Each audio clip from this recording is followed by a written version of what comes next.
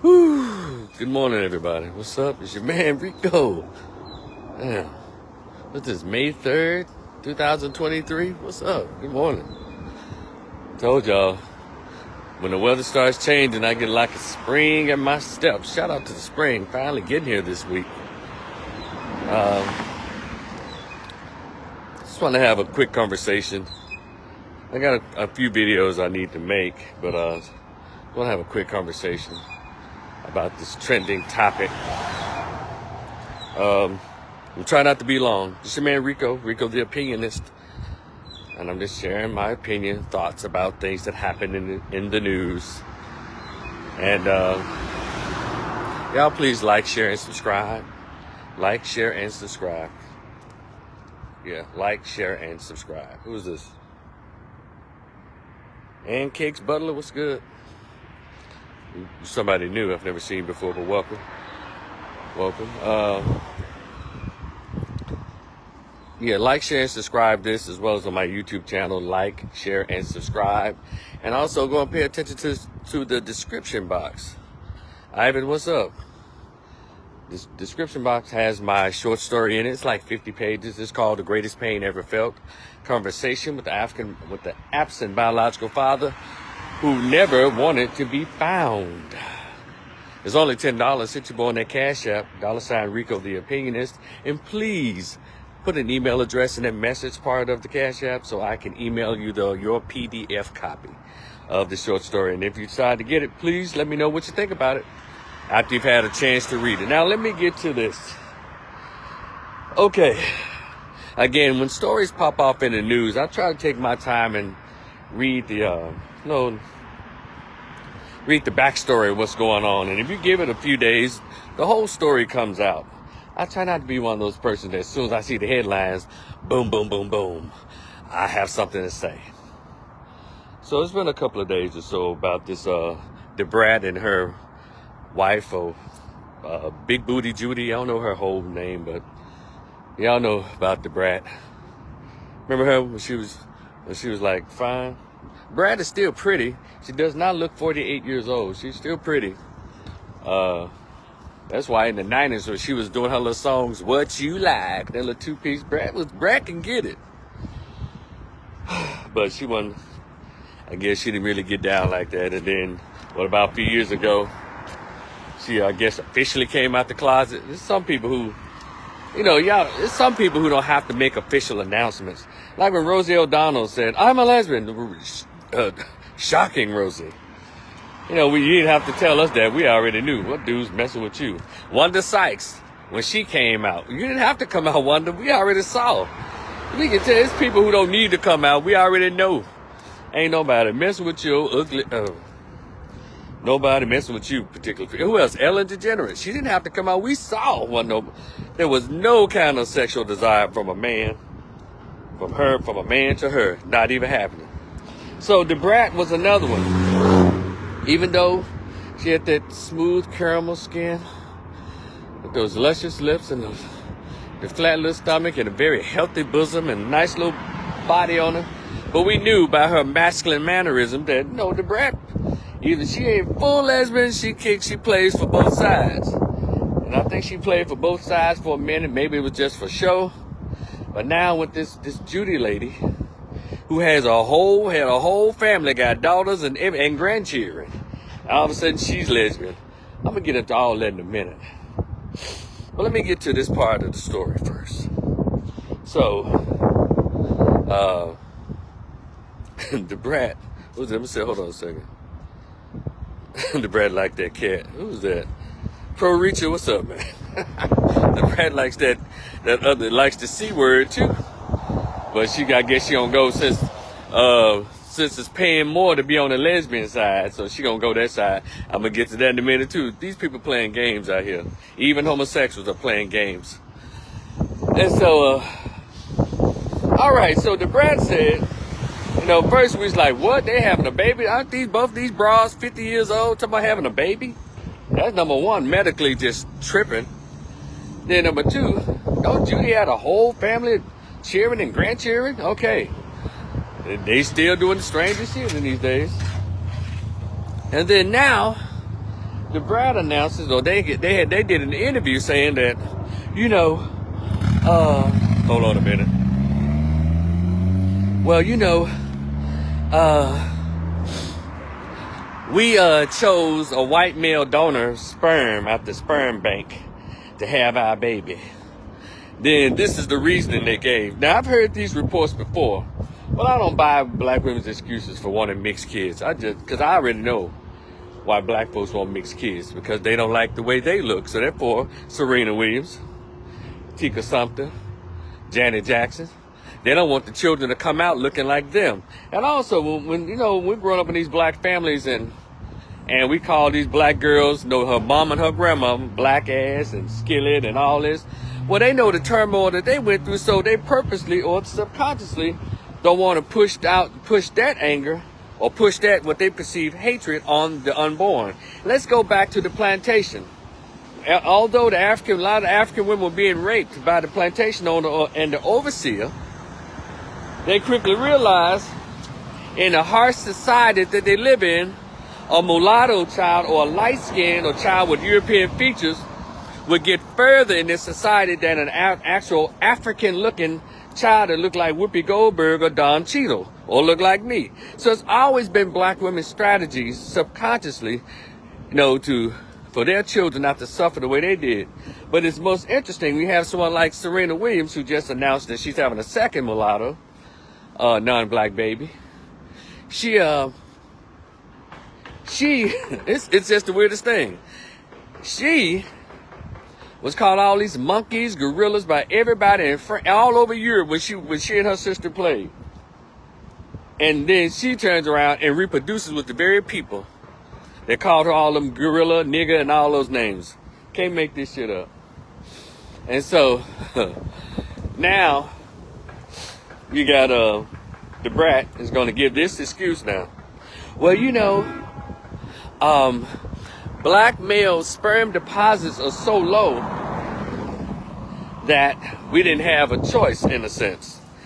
And then she said, we put our hat into about 300,000 pop-ups, right? They got all those choices. Then when it got down to what they were looking for, I guess they're talking about a black dude, like only 300.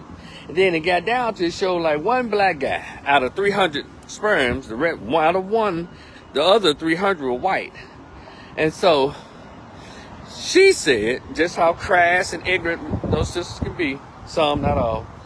But this black dude,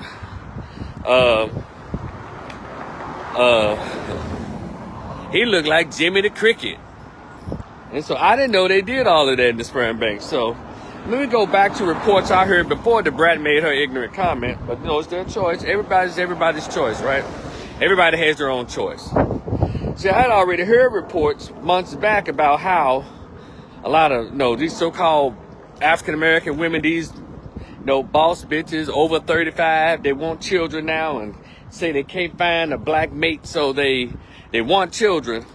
They're 38 to 45 and want a baby, but they don't have a boyfriend, don't have any potential. So what these little lazy heifers do, they go to sperm banks.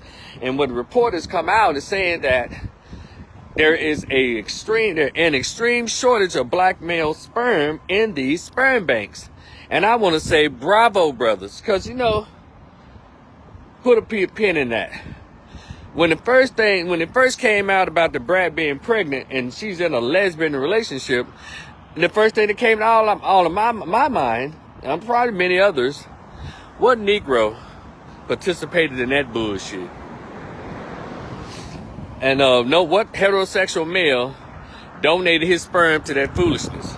Then I thought, well, they are lesbians. They probably have a lot of gay male friends gay male black friends who probably, helped them out. Then she announced that they went to a sperm bank and picked a white man. I ain't messed up about it because I understand the mind of the American Negro. We've been oppressed. We've been conquered, colonized. And that's why whenever they present something that's black, it looks like Halle Bailey. People go acting a fool. They mad because she black. Well, really, she doesn't have no black features, so I don't know why we was tripping about that. Now, she was black to I guess considered to white folks. When I look at her, I see her, she's a pretty girl, look good in mulatto, no pretty chick. But I don't see a black chick when I see a Halle or a Chloe Bailey. I see like two mixed biracial chicks, which does not decrease their beauty. I'm just saying. See, I look at people for what it is. And I understand images. And so, what the Brat and them want to do, what they probably want to do anyway, is have a mixed kid. And so the Brat said he's going to be tall, he's going to be this and that, already gushing over his hair. So black females hate natural hair. They want a baby with curly hair, wavy, non-African hair. And I get it. Because I understand where the training comes from. Because every third black chick can tell you the hell they went through, and they had their mean auntie, their mama, their angry mama, their messy grandma, hot combing their hair with the grease, the blue magic, and burning their ears and popping them on the head. And that was trauma for black girls, their mamas trying to get the kinks out of their hair. And so I'm not upset with it. I'm just making observations. I'm just happy that black men are on code. They're not spanking their monkey in these sperm banks for $50. Keep your semen, bro. Don't give it to no damn bank. Let them let them go to the bank with their nasty, filthy behinds. And also with their lazy ass. Instead of being a woman and meeting your man like you're supposed to, getting a husband while you're still young and pretty and everything is fertile, supple, and tender. You're going to wait to try to get your law degree, become the head nurse at the big hospital, the top professor, the college president, chase your career. Then your ass get up to over 35. You got all your material things, you got all your educational things, but you don't have what is natural that's supposed to come to all of us, so saith the Lord. That is a helpmate or a mate. Because you're made so masculinized in your corporate world that you don't know how to act like a woman with a man. Did y'all hear what I just said? Always talking about how men aren't stepping up to the plate and all of those things. Always talking about, well, he need to be a man, he need to be this. But we never say she needs to be a woman. Because that has been refined and redefined and redefined from its natural inception. A woman is a woman. She's put here to be a nurturer, educator, and producer or carrier of the seed for the next generation. These brides are so sick today. They don't want no man, but they want cheering. And now let me get on the homosexual community. See, I'm 54 years old. I know you can't hardly see it, but I am. Shout out to Fraser High School, class 88, you hear me? So that means I was in the first grade in 1976. And then I was a teenager in the 80s. I turned 21 in 1990. Got it? Well, shout out to Grambling State University. They're doing my college years. And so I said all that to say, Generation X, we're probably the last of the people who grew up in a natural society, the way God and nature intended, right? After us came all the foolishness. Do as thou wilt. Shout out to Jay-Z. Do as thou wilt. That kind of thing. And I'm no prude, not at all. I'm not coming from a place of perfection, always coming from a place of practice, trying to get it right, get it better every day. Y'all don't hear me. So for those of you who say, he judging, of course I judge. I'm a human being and I have 20/20 vision. I see the same things y'all see. Y'all may not say it out loud. Y'all say it in your mind, though.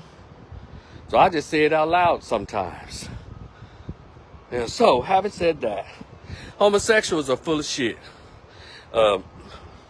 No pun intended to all the bottom dudes out there. They're full of shit. And so, let me tell y'all something. When I was a kid growing up, gays were gays. They were gay. They understood their role. When you mention penis in front of a gay man, when you mention penis in the presence of a lesbian, her fist balled up and like, hey, you need to get on with that. She didn't mess with nothing but vagina. Then you mention punani in front of a gay man, jump back in the sea, fish. Nah, bitch, it ain't like that. They understood. But now you got all these greedy motherfuckers out here. They doing everything. They let you know they're out of line. You was already out of line going against nature being a homosexual. But then y'all done amped it up. See, here's the problem I have with that. Because I'm saying, do you though? I don't care about you being gay. I don't care about any of that. What I do care about is the politics you're trying to shove down those of us who still believe in God and nature.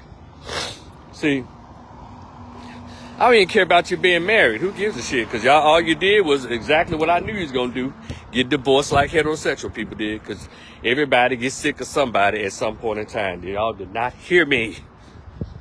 So, I'm going to say this to the homosexuals. Stay in your lane. Either you're with God or against.